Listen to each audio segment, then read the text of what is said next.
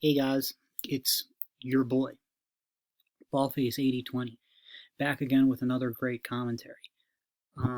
I was going to do a Politico, that's what I kind of wanted to do, but, unfortunately, we're just in this time where, we're in such this, we're in this, doldrums.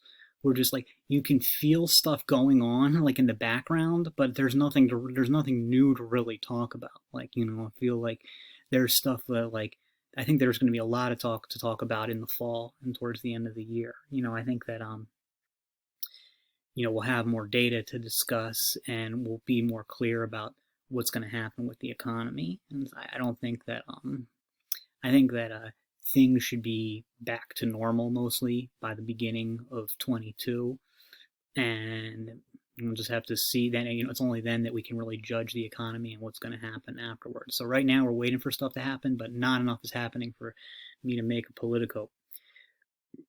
Although who knows, maybe I end up making one tomorrow, but I don't think so.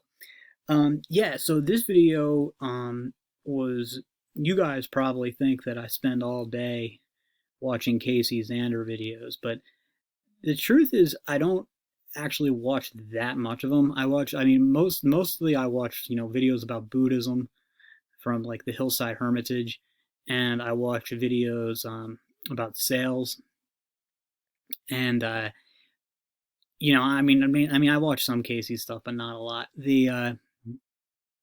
And usually only for a few minutes at a time. I only watch the full thing generally if I'm planning on making a video about it myself. I'm sure there's some exceptions, but that's generally it. However, I did see a video of his that I did watch the whole thing. I think it's the best video he's ever made. It's called, let's see if I have it here. I don't have the total title, but it was Dopamine Detox, for willpower, God mode willpower, and then he, in parentheses, it says unfair advantage. Now, this is, Casey being Casey, overselling it. This is just, part of digital marketing. I don't know if he actually believes it or not, but that's just kind of how this is what the YouTube algorithm likes. So, don't hate the player, hate the game. But because I had mentioned to you guys beforehand that, I had tried, I'd even, I'd gotten to the point where I can't remember if I made the whole thing or not, but I got into making a video about NoFap. And I stopped because I was like, dude, there's just not enough substance here. This video isn't worth publishing. And, so I've talked about NoFap before, but, this particular video of Casey, it wasn't really just about NoFap. It was about the whole dopamine detox thing. So it wasn't just, spurging about, no. In fact, I seriously don't think he said masculinity once during the entire video, which has to be the first time that's ever happened in any of his Uncle Z videos. I'm sorry, Uncle C. I always thought I thought it was Uncle Z, but apparently it's Uncle C. Yeah, and it's again, yeah, a lot of I don't want to say garbage, but a lot of exaggeration and not understanding, lack of understanding of nuance, but some good points here. And this is how I feel is the only real worthwhile way to talk about NoFap, which is, I always say within the context of a larger spiritual practice, but we can go even beyond that and say a larger, just what Casey said, a dopamine detox. And, that's because the fact of the matter is that the overstimulation of dopamine receptors really is a problem, especially in modern society where, they're we're on our phones all the time and stuff. So, when you're looking, the phone, I actually don't really use I'm more on my laptop all the time. I don't like to use the phone, but I don't even know how to use apps on my phone except for Uber. And I only got that 2 years ago.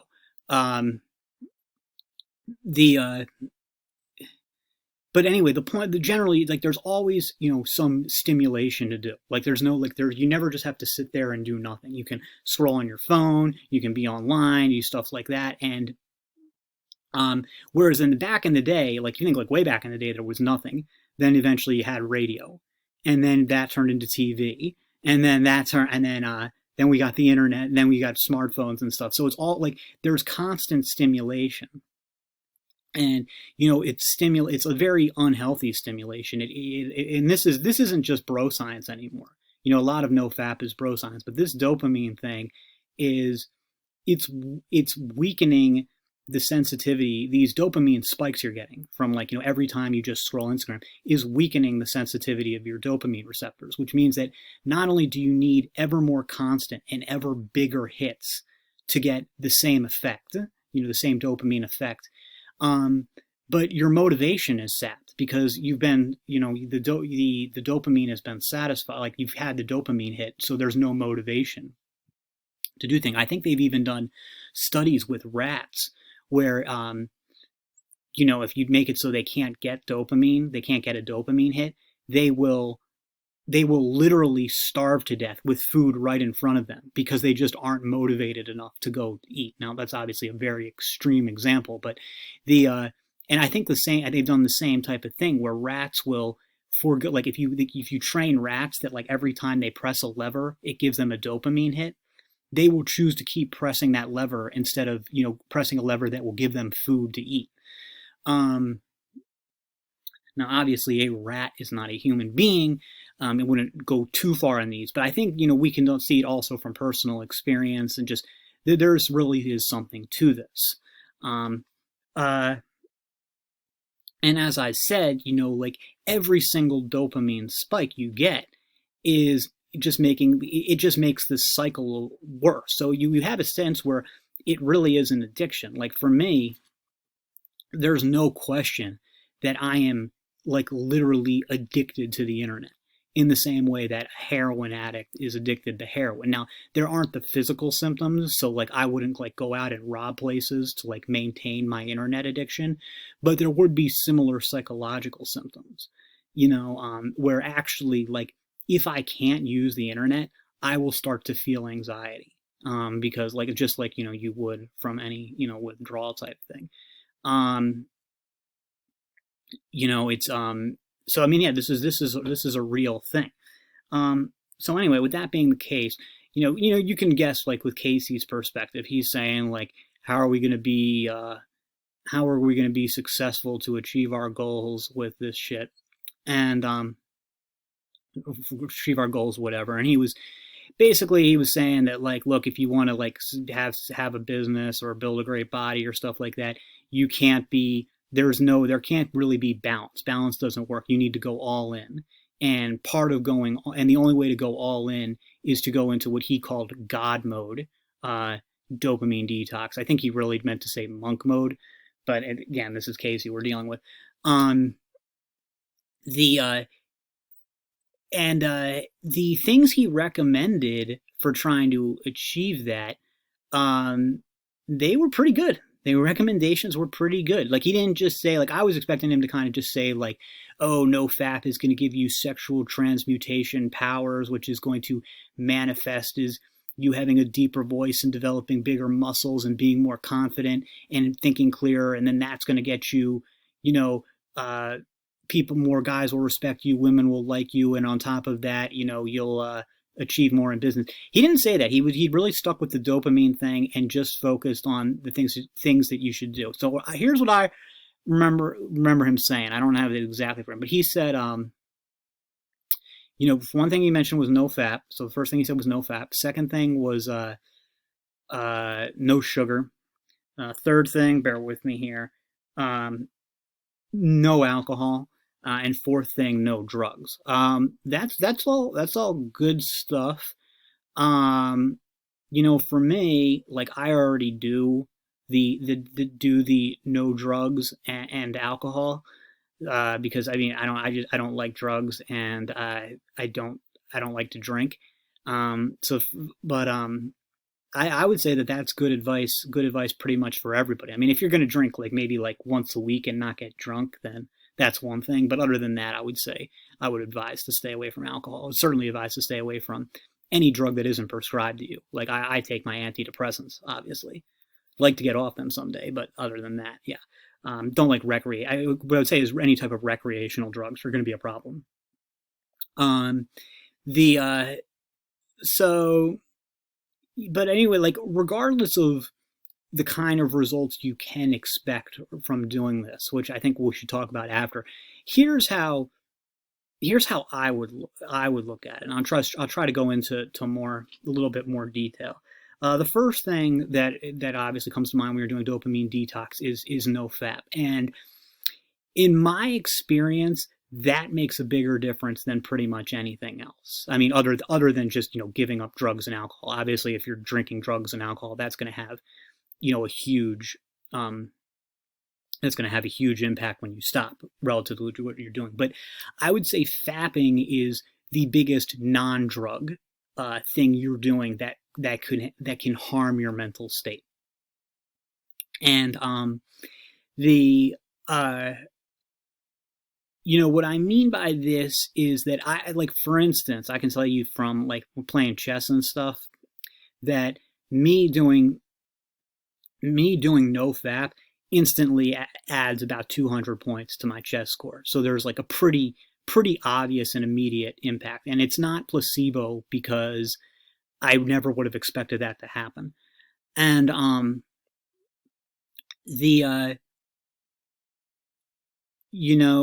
sorry.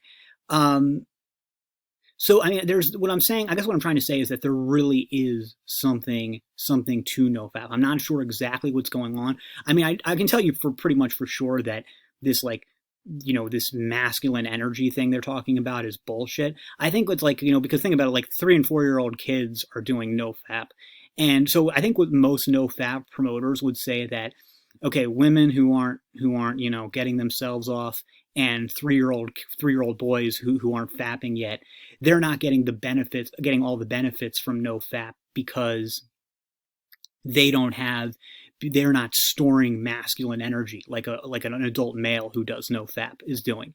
And I think that's complete bullshit. I think rather what's happening is just that it's the dopamine hit. It's the gigantic, out of this world dopamine hit that you get from FAP, or even from looking at porn without fapping, or looking at, doesn't even have to be porn, just, lewd images without fapping. There's that dramatic dopamine hit, and it damages the functioning of the mind. Doesn't do permanent damage. At least I don't think.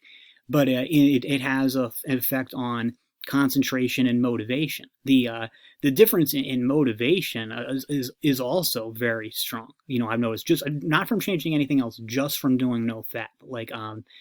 Because there are times where, like, I'm so, like, unmotivated that, like, I can't do anything. Like, I can't, like, even, like, do the laundry. Because it's just like I'm just like just like sitting in my chair and don't want to do anything.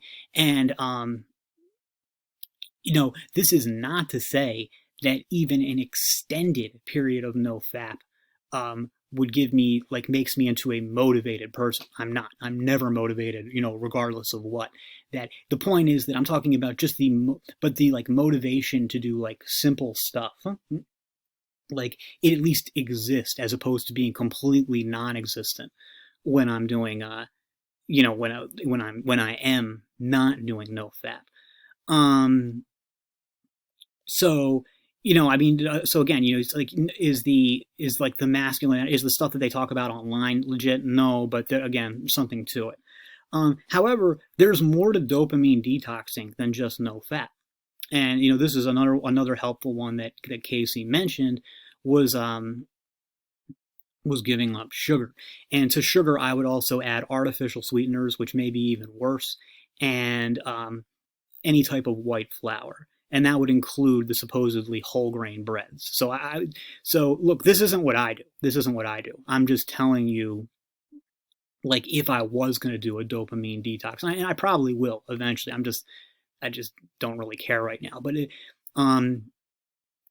then giving up, like I said, refined white flour or anything even close to it, sugar, and artificial sweeteners, any type of sweeteners. Now, you're going to get, this doesn't mean you have to be, like, Nazi-like about avoiding any processed foods. There's going to be trace amounts of sugar in any processed food. You shouldn't base your diet around them, but it's not going to do a big deal. And you certainly don't have to like avoid, the natural sugars and stuff like bananas and stuff. Carbs are good, even simple carbs, like the kind you will find in bananas are good. Just avoid the white flour, the sugar, and the sugar substitutes. And that's been shown to have an effect too. Now, in my experience doing that, I mean, first of all, there's got to be just like if you just cut those things out, you're gonna have a dramatic reduction in your carb consumption. So if you're not careful about making sure that you're still getting enough carbs, you're actually going to notice a cognitive decline. At least that's been my case. I went on a clean eating diet, and I expected my thinking to improve, but it got worse because my carbs were so low. And I was used to having like 400 some carbs a day. So, I would, avoid, going carb free, make sure that you're eating that you're replacing with the sugar or whatever that you cut out, not just with meat and vegetables, but with something like brown rice, not white rice. That would also spike your insulin levels and stuff. But brown rice, potatoes, I guess. I mean, I don't like potatoes, but if you do, what else do people eat? I guess that quinoa stuff. I guess, I mean, really pretty much anything that's not, you could do barley if you want. I would just say, if you were going to go this route, just avoid all the glutinous grains, because gluten can give you problems if it's not prepared properly, and preparing it properly is a pain in the ass. So it's easier thing is to just avoid the glutinous grains. And just, I mean, I don't know, just eat like a lot of rice, eat a lot of rice or potatoes or whatever. But make sure that you're still getting carbs, because your brain needs carbs. But yeah, avoid that. And I would also add to that, try to avoid snacking. Just say that you're just going to eat your 3 meals a day, and you eat as much as you'd like. I mean, unless you're on a diet, but just eat your 3 meals a day, and yeah, that will. I think that would also have a pretty dramatic dopamine. It's going to reduce dopamine a lot. And however, that one is so that's the other physical one, but I think that that one is not going to have as big an impact as the next one I'm going to talk about, which may even have a bigger impact than NoFap. Probably not on things like chest score, but in terms of just, I don't know. And that's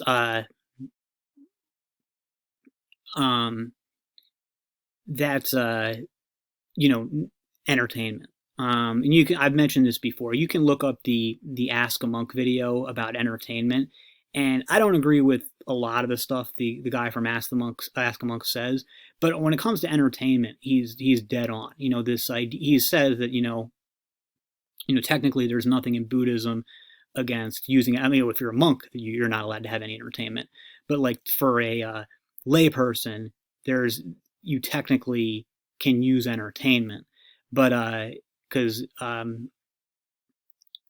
but the question is it a good idea? Is it going to make you happier? And so if we actually look at it, we can see that entertainment doesn't make us happier. It makes us irritable, unsatisfied, and bored, really, when we don't, because you just need an ever and ever greater stimulus. So for me, that's like the internet. I think for most people, it's probably internet, social media, and stuff. So if you were serious about doing a dopamine detox, it would be a similar thing where you'd say,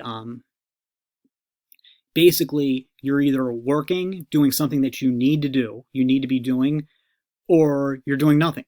That's really what it's about. It's about doing nothing. I mean, in the time when you're doing nothing, yeah, you can meditate if you want. You probably won't end up meditating that much, because that's even worse than doing nothing. But yeah, I mean, you can I don't know, maybe take a walk or something, but mainly it's just sitting there. Just developing the ability to just sit there, to just be present and be happy with that. And at first it's a real struggle. When I was doing this, it was hard. It was hard. I mean, I ended up being so much more productive because I was constantly, doing stuff just to kill the boredom. I was doing things that I normally wouldn't do, like do the laundry, take a shower. work. I was actually doing work instead of just surfing the web all day. Um, but Yeah, I think that will really help. And then you have to be careful here, like about finding stuff that you're technically allowed to do, like reading nonfiction or studying or building a skill or whatever. And what I would say is, like, you say, like, okay, you've got whatever time you need to work and do chores. But if you're not working, you're doing chores, like just have a fixed times or something, like 1 or 2 hours a day that you're going to say, like, okay, this is time in this. I'll set an alarm where I'm allowed to like research this one topic or work on this one skill or whatever. But other than that, I'm just going to do nothing, or exercise if that's what you're into. But other than that, I'm going to do nothing. I'm just going to sit there and do nothing. And, when I was doing this, and I wasn't even as extreme as what I just said, it made like a real dramatic difference. Like for me, I've got real problems with sleep and fatigue. And it's worse now than it was back, 4 or 5 years ago when I was doing this. And it pretty much solved it. This pretty much solved it. Like, because normally, I sleep however much I sleep, 7, 8 hours, sometimes even 9. But no matter how much I sleep, I like 5 or 6 hours into the day, I need to take a nap, like an hour and a half nap. And I'm just like too tired to function without it. This is why it's so important that I work from home, because I can't hold a job in the real world because I'm too tired to function. And and of course, taking naps every afternoon screws up my sleep schedule. So I'm always, that's why I'm always making videos at these weird ass hours, because I'm like, my sleep schedule's all over the place. However, like the short time I was doing this, that wasn't a problem. My sleep schedule I still had some problems with the sleep schedule, but I didn't need naps anymore. I was sleeping through the night, being totally refreshed, despite the fact that the medicine I'm on, really does make me fatigued. And had plenty of energy during the day. Now, again, this isn't to say I was bouncing off the walls or anything, or that I was suddenly some motivated and energetic guy. I wasn't. But compared to what I was, it was, I was in so much of a better place. Ultimately, I got sick, and for unrelated thing, I just caught this like lingering cold, and I went away from it, and I never really went back to it. And I can't even really say I have any regrets, other than that I do want to try it again. Not permanently, but I'd like to try it again. So I think that there are, what are we doing for time? Oh man, I thought this was going to be a short one. Again, like I said, I think that there really are benefits. If you wanted to get even more hardcore about this, you could even extend it to sleep, which is to say, something like take the mattress off your bed and then put on, take the bedding you normally use, maybe stick a yoga mat underneath on your box spring, and then on top of that, put on the quilt and sheets, whatever you use, like fold it up and like roll it, like as to make it like a softer sleeping surface. Get a pillow and then sleep on your side. Just sleep on your side in your clothes without any covers on you, so on a much more solid surface.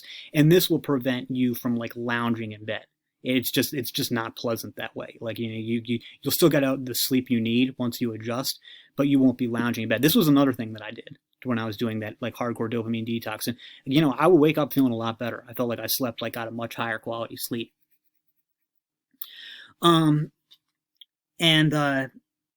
Yeah, so So anyway, then in the video, Casey was talking about it. He said, like, is this going to make you happy, or is it going to make you miserable? And I think that's a good question. He said that, well, one thing you've got to ask is, like, your friends of yours who you see, on Instagram or Facebook or whatever the hell Zoomers use, who are taking pictures of themselves at bars. Are they really happy, or are they just living for the moment? And the thing is, like, I could kind of go either way. Like when I was young, like when I was like, around the age Casey is now, or younger, I would have thought that that kind of stuff is enough to be happy. Just like going out on weekends, drinking, partying, whatever. Competing in the social stuff. Now, it's tough to really tell, like, what, like, to me now that stuff has no appeal, but you can really kind of change it to take it to anything. It's like I say, like, the best example of pleasure is not happiness is Dan Bilzerian. But like, it's not just that that stuff doesn't interest me because whatever. It's that I find the constant chasing of pleasure to just be exhausting. Now this could just be because I'm old and I'm getting like physically tired. Like maybe if you made me 25 again, I wouldn't feel that way. But this means that even if it was enough for me to be happy, like partying or whatever, um, that sounds real tiresome to me to have to just constantly chase the high, and it's like it seems like very frustrating. Like you're constantly chasing these temporary highs forever. So I think that Casey kind of does bring up a good point. But I mean, I've kind of gone both ways, on it. It's like, there's some times where I feel like, no, chasing pleasure is really great. I like it, So it depends. I don't know. I can't really give you an answer on that. Um, the but for most, I got my notes here aren't really clear. That's just, I guess, the general thing that I think about it.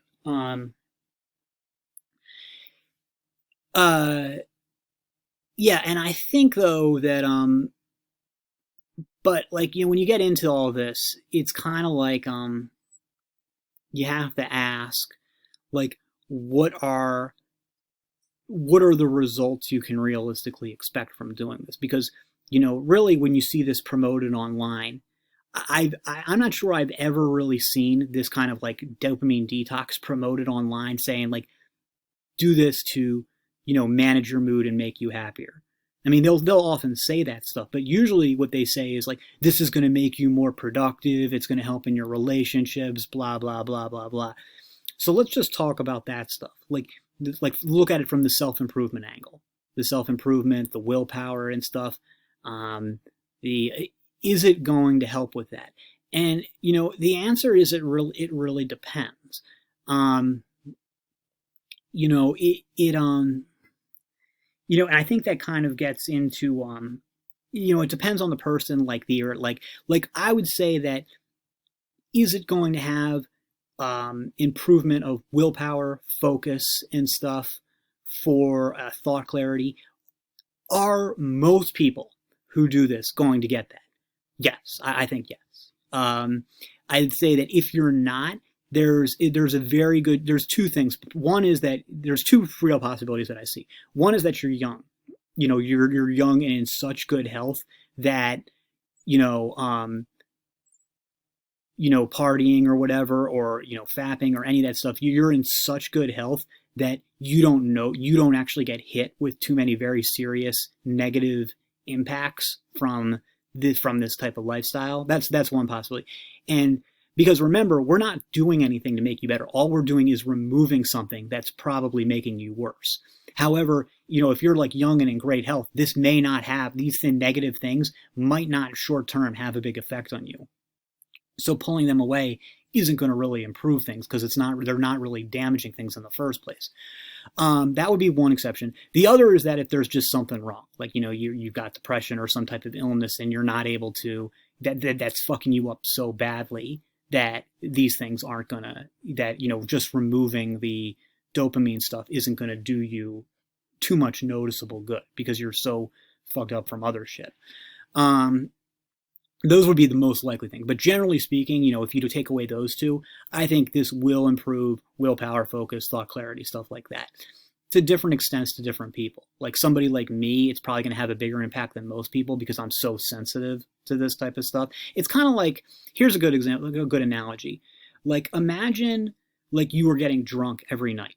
And then somebody's like, instead of NoFap, they said something like, stop getting drunk every night.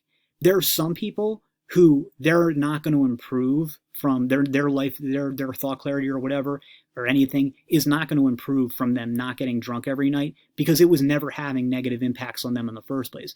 But then somebody like me, it would make a huge difference because I'm the type of person who, if I get drunk, I'm hungover for 3 days. So like for me, it would be like night and day. So it's going to have different impacts on different people. But anyway, again, since we're just talking, we're not talking about making you happier or whatever. We're only talking about about, like, again, is it for self-improvement? Is it going to help? And I think that this is like, well, there's two huge problems that I never hear mentioned. Casey certainly didn't mention them.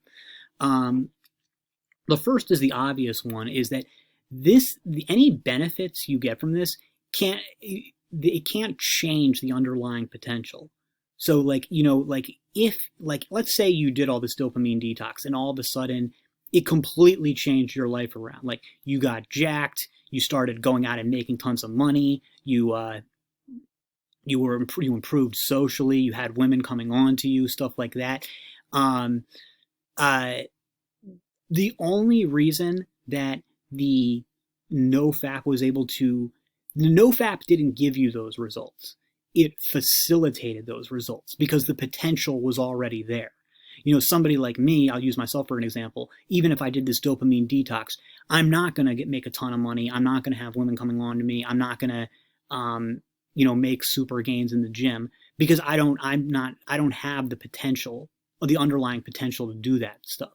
So it's not magic. It's very dependent on, again, like, what's the underlying structure there? What's your frame like? What's your height like? What's your intelligence like? What's your, everything. It's going to vary between person to person, but I mean, again, the potential needs to be there. Even if it was potential you didn't know you had, you still had it. So that's something that needs to be. So I'm really against this giving false hope to these younger guys, like, who are coming into it and being like, oh wow, NoFap's going to give me superpowers and stuff like that. It's like, no, I mean, at most it's going to reveal superpowers that were always there, and that will maybe happen for some guys, but I mean, if you're to the point where you're talking about NoFap for self-improvement, you're likely, I mean, it's maybe harsh to say, but genetically you're likely you're not anything special, because the people who are super successful out there, already, they aren't thinking about stuff like NoFap. Somebody in my comments even said, like, can you imagine a warrior from 2,000 years ago talking about NoFap?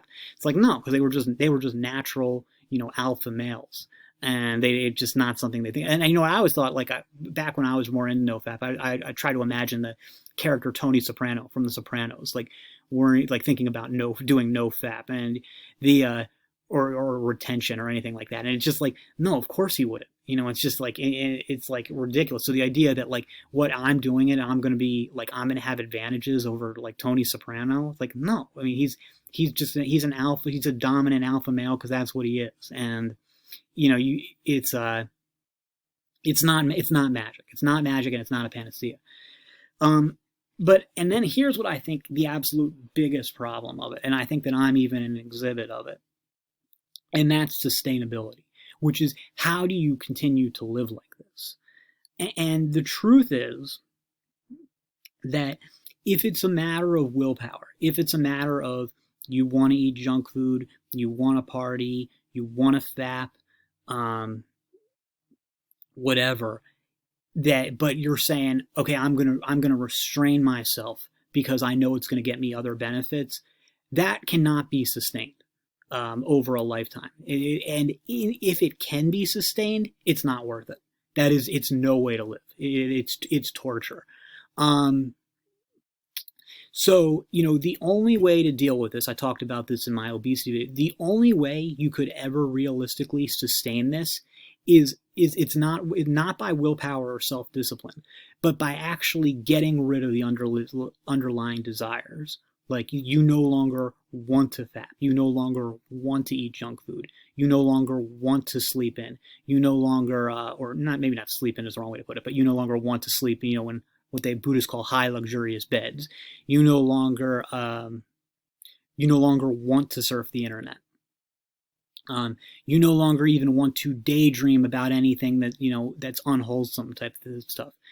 And so, like, how do you do that? How do you get to that point? And the truth is, the very hard truth is I don't think you can get there without, like, becoming a monk or something. Or becoming, like, so spiritually focused that, like, your life is, like, dedicated, or like either a monk. You don't literally have to become a monk, but you have to live a life of focus on the spiritual as the level of, like, a monk would. I think that that's, like, the only way. And and most of us aren't able or aren't willing to do. So it ends up being like, I mean, it can be like a good short-term therapy, but for a long-term thing, geez, I don't know. I mean, you're welcome to try. You're welcome to try, and do the best you can. And I do think it'll make you feel better, but um, it's a tough way to live. It's a really tough way to live. So yeah, I guess this video probably wasn't very helpful. That's all for now, and I'll see you in the next.